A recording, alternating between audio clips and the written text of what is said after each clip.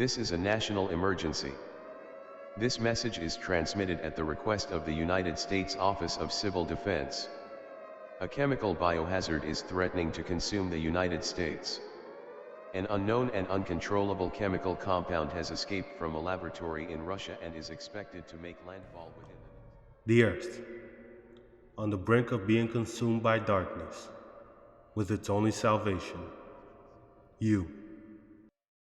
Set in a world where food is growing slim and overpopulation threatens human extinction, there was a group of the world's scientists who saw their population's imminent demise and began a project to create a remedy to the situation.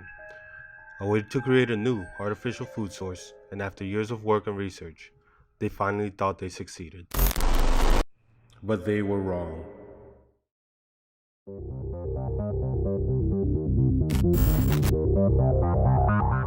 That day, a new living creature was made, codenamed the Nazareth, or simply the Ooze. And in a hunger-filled rage, the creature killed all of the scientists, all except for one. A lone scientist who was not present at the time of the scientific breakthrough, and was unreachable by the ooze as it started to spread through the lower parts of the facility. This lone scientist is humanity's last line to stop the Nazareth before it escapes from the depths of the facility and consumes the world. This is Team Rocket's Project Ambrosia, a 16-bit side-scrolling RPG with horror and puzzle elements tied heavily into its core.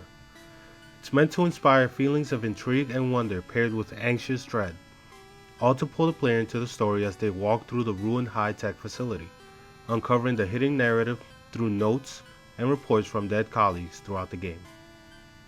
Using a 16-bit art style, Project Ambrosia visually inspires an older, retro look and feel, appealing to an older audience whose first introduction to the world of video games were 8-bit and 16-bit games. The art style is also complemented with a pressing cold overtone of darkened colors to express grim urgency, reaffirming the feeling of fear and tension as the player traverses the ruined facility, finding ways to avoid the blocked paths made by the rampaging Nazareth. In fact, one of the biggest obstacles the players must face is how they must find ways to traverse the ruined facility being just a normal scientist, with certain doors being locked down, rubble strewn through corridors, black inky messes of ooze plaguing whole areas of the facility. The player must use their brain in order to figure out how to progress by collecting key cards and items to find ways around obstacles, and eventually make it to where they need to be, the laboratory, where the game truly begins. Upon reaching the laboratory, the player finds a fallen scientist, covered in a slimy black mess, a small folder next to the body. In the corpse's hand is a strange gun, codenamed Stinger, along with a handful of small syringes filled to the brim with a strange serum.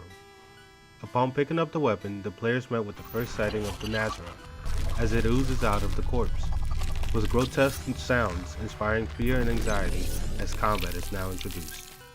The player then simply hovers the cursor over the target in question and fires. Based on the ammunition used, there will be different effects. Will the scientist simply do damage to the target, freeze it, set it on a chemical blaze? As the player explores the laboratory, they will come across ways to augment their stinger and their ammunition, giving them a valid form of defense as long as the player has the ability to hit the target and the ammunition. Ammunition can be crafted at workbenches in safe areas, with resources scattered around the lab. The player can increase their chances of survival, though if neither of these are an option, retreating is made to be a valid strategy, though it's not always the best, or the easiest since the Nazareth has already become accustomed with fleeing prey, creating a certain, slightly hidden form of itself that when approached begins to latch onto the player like a parasite, slowing them down and pulling them into possibly fatal positions. Yet, this subset of ooze will enable the player to solve more complex puzzles with the help of augmentations to the Stinger.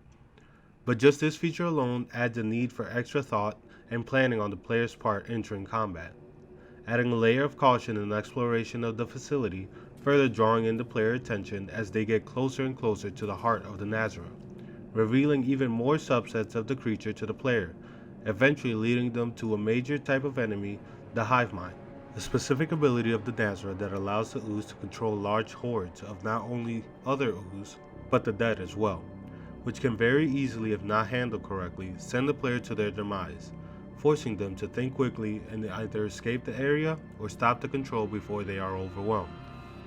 The main gameplay elements in Project Ambrosia are designed to work in tandem with each other, each complementing the other and adding flow to the gameplay experience as the player progresses. And as the player reaches the depths of the facility, proving they have a grasp of the game mechanics, these elements, which complement each other, are put into overdrive. Upon finding a small watch with a small meter slowly rising, pixels from being full, small meter on the watch representing a change in how the ooze behaves, known as the tremor. Time when the ooze becomes very mobile and aggressive, actually beginning to shift throughout the area, giving access to new areas for a limited time. During the tremor, the ooze becomes stronger for a brief time, adding more of an edge to combat and risk to exploration, as the whole facility seemingly begins to shake and move. Though after some time passes, things will return to normal and the meter will reset. Contrarily, each time the timer fills, the tremor lasts longer, adding a small push of time to the player's worries, but repaying it in kind with resources, and forcing the gameplay mechanics to work over time with the slow looming pace switching to a more aggressive hostile, providing the player a true challenge when planning, problem solving, and entering combat. These also tie into new visual elements as in addition to its cold, pressing tone, a vibrant reddish tint inspiring fear, confusion, and a feeling of danger are added, taking the player's full attention to be placed on the screen as their mind screams that something is wrong. But entangled into every element of Project Ambrosia, there is one thing that breathes a necrotic life into the game. Throughout the game, the player's senses are overcome with the soft noises of machines running and flickering lights, cold, eerie music playing as they explore the facility, their footsteps echoing hollowly along with the occasional slinking of ooze around them. And with this low yet apparent level of sound, the player flinches at every sudden new noise, as they hear things moving or dropping in the distance. Even when interacting with the user interface, there is a feeling of coldness that holds the player captive. As this perfect audio is weaved into every fiber of story, combat, exploration, and visuals, the player will continue on, their heart pumping with their eyes widened, focused on nothing but the screen, invested until the very end, until they complete the game, and find themselves filled with satisfaction, finally sitting back from the edge of their seat to watch the credits roll with a sigh.